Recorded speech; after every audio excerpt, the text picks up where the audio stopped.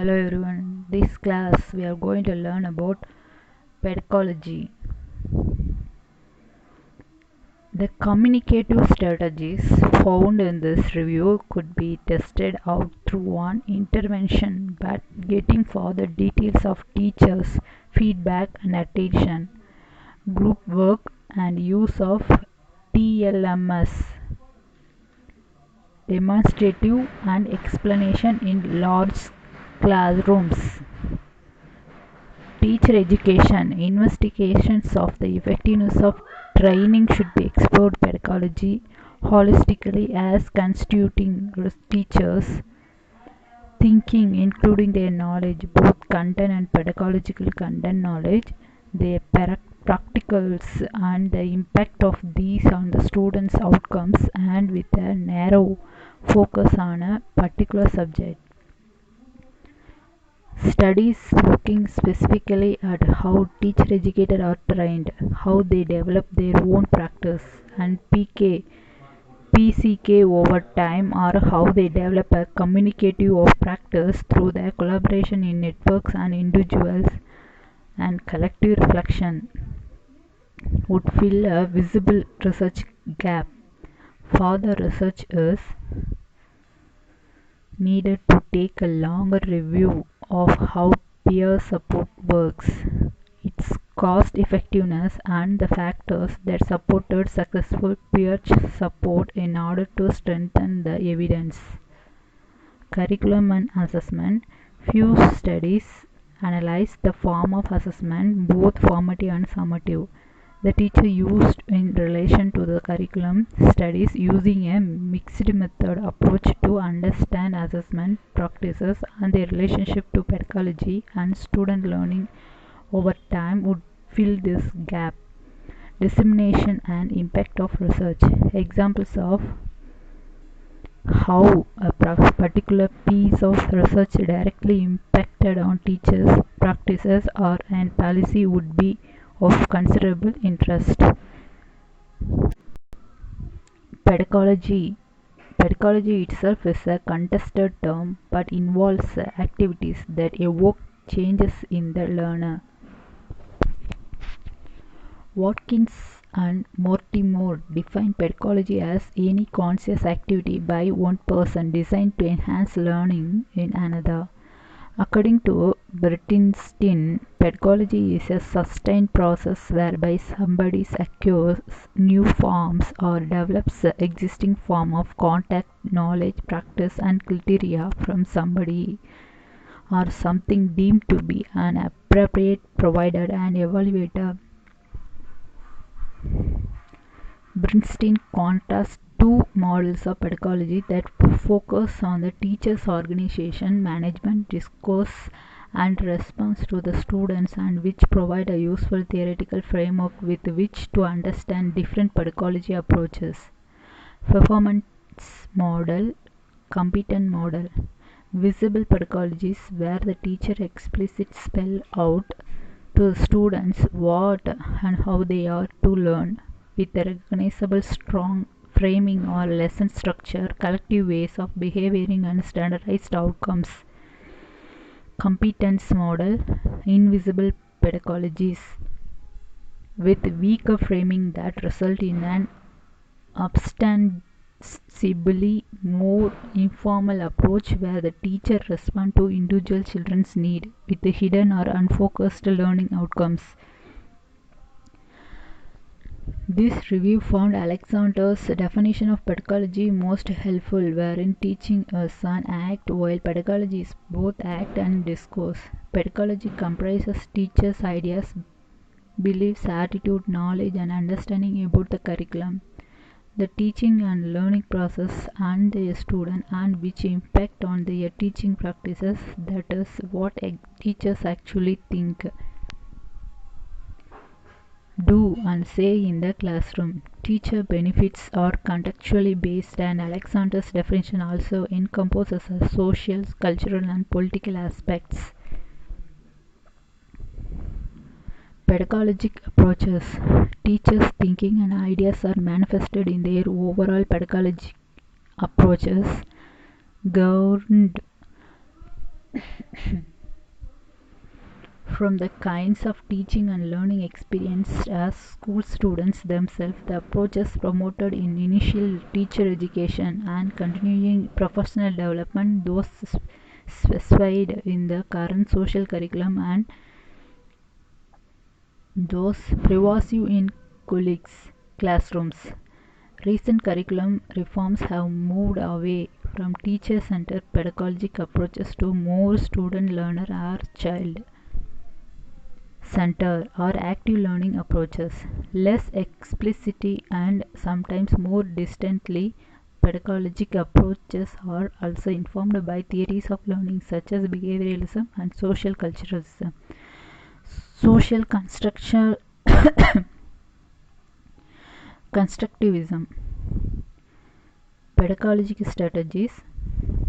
Teachers' strategies signify their dispositions towards teaching and learning and are a more concrete expression of their approach, wanting, for example, their students to feel safe or encouraging their participants, or cultivating a cheerful teacher person, or being seen as a knowledgeable and authoritative figure.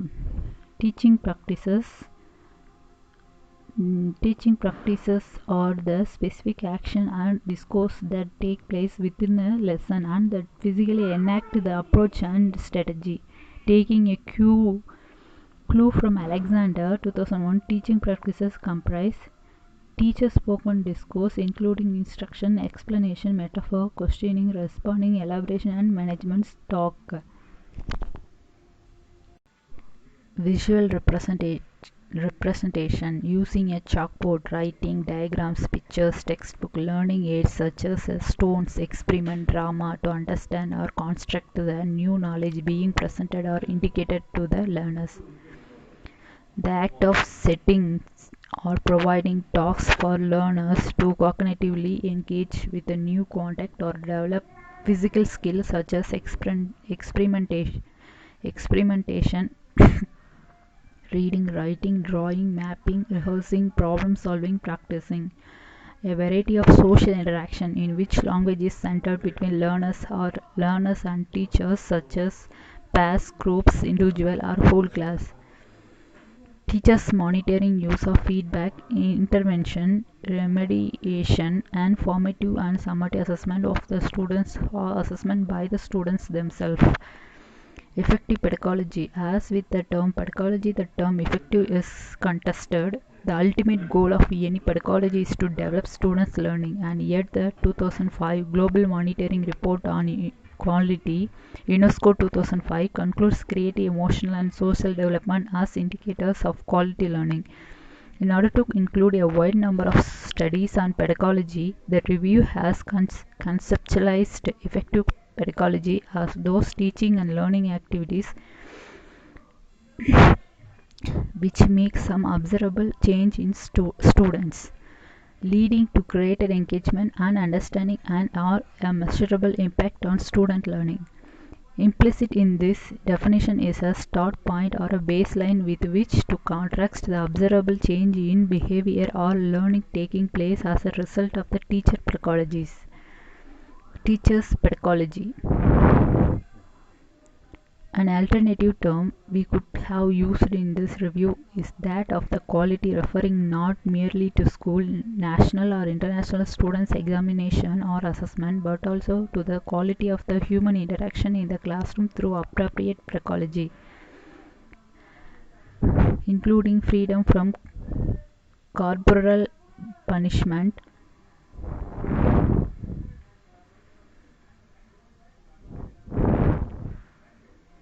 Within this latter understanding, equity of learning is seen as an essential indicator of the quality.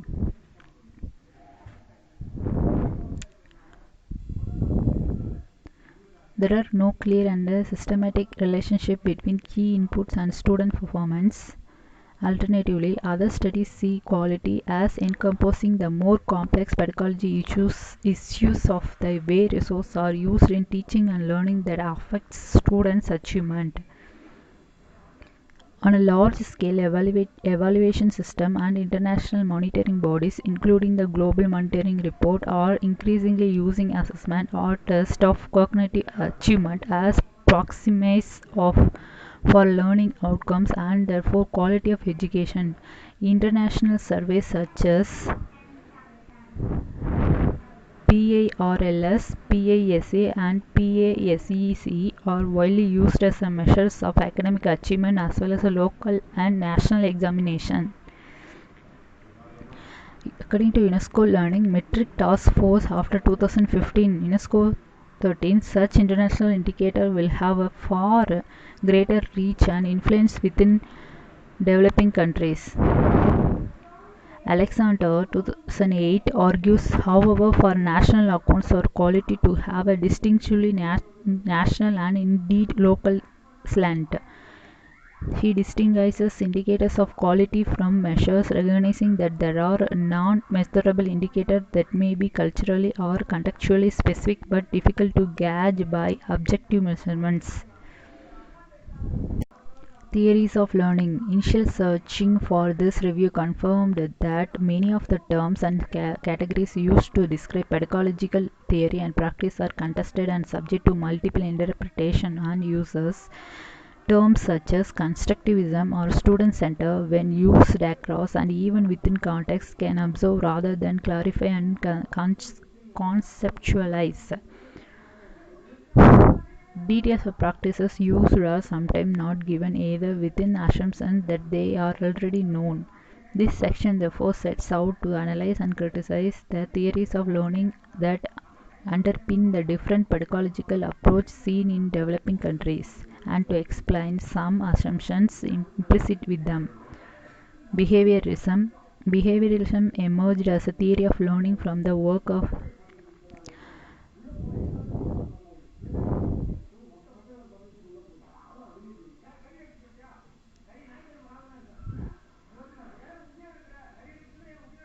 Thorndike 1911, Pavlov 1927, Skinner 1957, becoming dominant in the 1960s and 70s. These scientifically proved laws of stimulus response and classical and operant conditioning were used to explain the learning process through the use of the rewards and sanctions or trial or error. This was seen as a biological driven form of adaptation to the environment. The learner is rewarded for small steps of learning and achievement with consistent positive reinforcement. The behavioralist model was later challenged by social learning theory, where children were seen to learn via observation or imitated side by side with adults in an apprenticeship model. Broadly speaking, behaviorism supports teacher control or centered approaches where the teacher is the sole authority figure. Knowledge is parceled out from the different parts of the separate curriculum that children experience as a distinct subject and directed from the teacher to the students in set sequences with a little student choice or interaction. Assessment is often exam oriented and high stack without teacher direct involvement. Drawing on such performance pedagogy would be highly visible to the learner, strongly framed and placed by the teacher with a subject strongly classified. Pedagogy approaches that can be broadly be described as behavioralistic in origin may result in practices such as lecturing, demonstrating, rote learning, memorization, repetition. Critics of behaviorism lies in the surface nature of the knowledge cured and the way in which the one-size-fits-all approaches exclude students with individual differences, or where the teacher remains unaware of the student's current knowledge of misconception, or where the use of sanctions such as corporal punishment as a deterrent is acceptable. Constructualism, based especially on the work of Piaget 1896-1980, constructivism differs from behavioralism in theorizing the mind as inherently structured to develop concept and acquire knowledge. While the term student or learner-centered pedagogy are sometimes used interchangeably with child-centered education. The latter has a different and longer history in child-centered education as developed by Rosea, and from the late 1960s onwards, pleasure, interest, and playfulness are seen as the center of the child. Example, learning is outdoor context such as forest school in Denmark and activity-based learning in Tamil Nadu, India.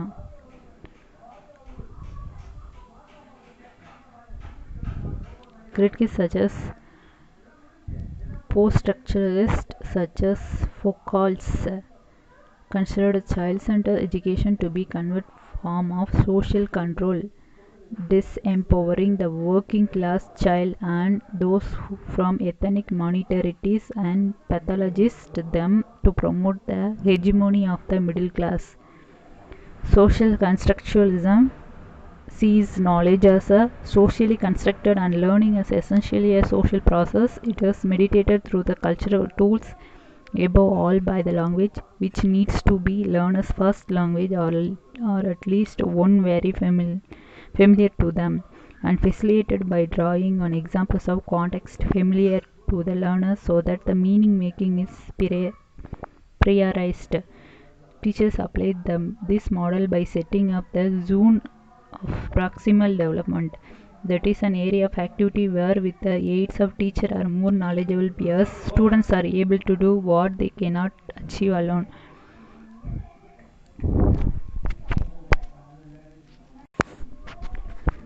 Although social constructivism would suggest a much stronger role of the teacher than would be suggested by the student-learner centered assumption around student-centered pedagogy, or the teachers share their student language and culture, accept a more democratic and less authoritative role, and know how to set up effective group work and tasks, and to offer skillful supported instruction at the point is needed. Critical pedagogies originating from Pierre Ferrier 1972 in Brazil aim towards pursuing a fuller humanity, social emancipation and transformation led by the oppressed such as poor and women. This is through a dialogic, reflective approach wherein teacher is no longer authoritative but as an individual enable students to develop a critical consciousness of their own oppression and to act on the world as they learn in order to change it. The large-scale reform in South Africa, such as Colombia, can be seen based on the critical pedagogy.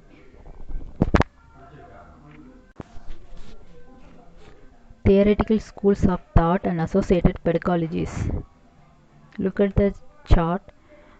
Broad theoretical school of thought, associated pedagogy, examples of pedagogy developing countries.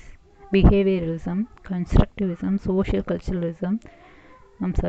constructivism, liberalistic, democratic, critical theory. Teacher-centered learning, performance visibly pedagogy, whole class teaching, focus mastery skill, lecture demonstrative, child-centered education, project work, activity-based learning, competence visible, experience Modicherry. Saksha Samhita School in India. Teacher guided learning, student-centered learning, reciprocal learning, of reading in US, communicative learning, cooperative learning, group work element, small group, pair, whole class interactive, individual, showing problem solving, inquiry based.